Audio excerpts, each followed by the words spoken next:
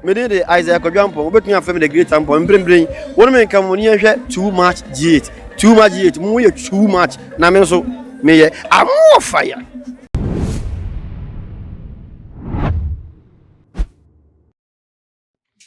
Me mamo akwa bashoko eba to my GHSO. Me ding adding na ama usa na baby aye dream that is a training issues bread and aso 7 day ebesomo ewo fidi eso. Me ko semno emu pekopeno. Yeah politics think you say politics yes show what drink can the obetimi aye ade abo man no nipa obetimi ade atoto to akwa mu se na be ya empuntuo ene nkoso bebe omamu na tese wo de atudwa na no nipa le share ha no wetie wo unua fofo de na tese de be fa no we dina so na we yi na wo de ato na ba se na be ya de ne de no edimu no ya to aba ade man but otimu se eleyi politics no eni asakra amatese efi munamu afa de obetimi aye ene de ontimi amatese zabre eruahu mu kra amatese honum kra poda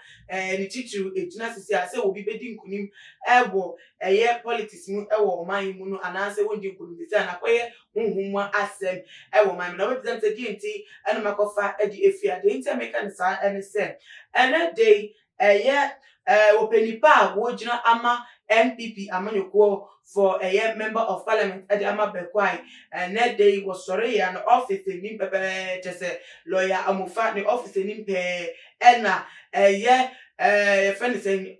nenchi ankasa niti nenchi tuntum eti ayedi NPP flag achechere hum ni asade padlock aka nenchi na no atum atese eda the office ni ma no ewunsem ayep na ebusuya form according to a year report no omani etiamu no womo esori ya no pay atese womo eko me ejuma eso lawyer amufa the office ni mo pay na black nichi etino eda na ebiemu so no bottles of schnapp nyenu eda nchen na no just NPP colors blue red and white no and yede aka nichi na no abom and yede palok na sa no net se de kokko no bi achichiriti ede abom then no and at say one more edi womani e boss wo hwe mu no mu se dabi ade we de ekika ko se wobi and waboni timpo ade afa koti kwansa na se wura hunhum biase na se wakope bibi sumai bi atese wode be bibi edi etia penipa eye lawyer Kingsford Amufa Ajimayi atese eno no ewubenya se wombe tu wana mana so bedi mu edwuma eno enenam so Emma Michael Asari dodo na efeno as polo ono so eka miss lawyer Kingsford Amufa Adman communication team wadi ebetu just say ade we de boni pusta dodo wonti bi da wo ni peni sem na wonim se ye keka se politics de enye ni so nkwa wonye ni so kwa ba ne de ordinary ehu bi se nipa timi boni 3% de at all cost de obeye bi ode beji tumi aba na afa de obeye bi obeyi competition ede fi na akwan so no wobeye ema tese obi timi tena situsu mudri se ade we ode betu jana tese enti kenyame na ampata na eye lawyer Amufa onwe mu be pie mu office wona tese obetu sa de we so a nenu no echira sem enese na tese abonu hu pa na wo kire mu eka se se na ade no esifa ete ne tese se na eye hu esifa te no wo mo epentem eyentem na wo mo ekofreye na nanom a wo wo bekwai wonum se na be yom babegu ensa na tese wo metimi edi ade no hoduma de bibia ye buta bi ete chere nam so edi beto wo no se wo medane no ana se wo meka bi na tese esi mu kwan from se ebe mu no wo ma bege na ato asum edi amomo na o sad edisi su biem se sa ade we o mehu no enu nya de be pisu o mu esi o mu kwan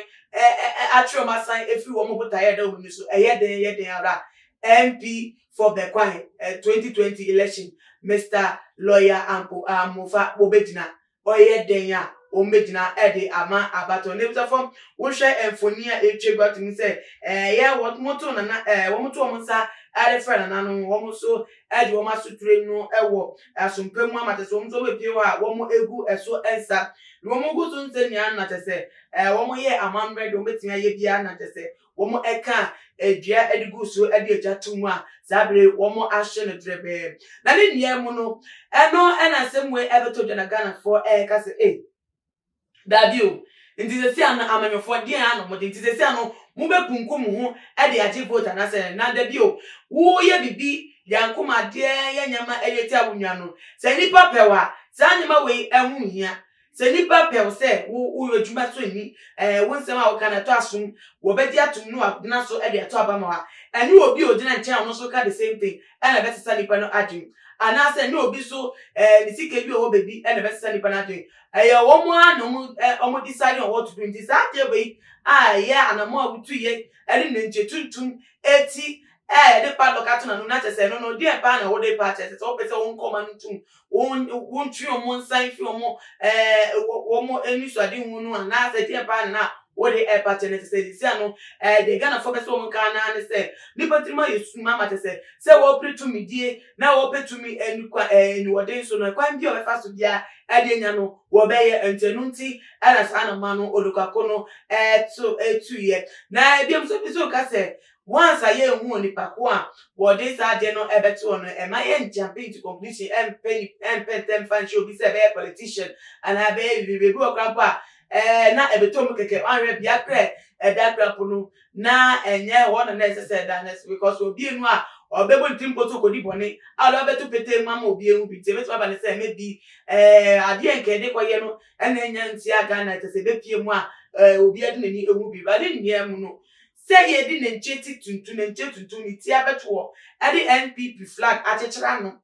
e di bia acheche na beben na za de padlock e bia tum na no asechire pa anything ye ka se de padlock atu anomu a na no ye ka se wanu o kasa ye obi anim se tumi so hwe wanu mu wonsem e na tumi edine na mechi na se edine chi edi echire nti se ye de padlock atu anomu dia na no sa tumi na wo ensem no ye kesi ana se yesi no ho kwan ana ebiem se sa de political party kala e de abo na se NPP ni no a wo ho ma se o any office ni ne de sa de no ekoto no ye kana no atuma na se tie pa ana na asichire ne say na wo so hu no obetimi ade asomye awe your comment section na ebiem so abomodin afloyen awe Instagram na Twitter handles @tumagh_, Facebook so ye bo what dey @tumagh nana ama owusu a enimidi na me ya duma ibesa eje shapu makramo the major prophet kum chacha on say me catch was say bomodin na hwe too much GH on say me kan ye nyene bone pa na kase epe wo wi ase ya asondin ti na adam wo hu nyame yenu nyam no wo hu ne ma bi a wo hwehwehwehwe e wo other place ne ade kat won na bomodin na be hwe too much GH be hwe na subscribe bomodin o be hwe pe na wa ye subscribe o subscribe na subscribe na o subscribe a na wo benya ne yama papa a wo pe ahwe nyame hira na ewura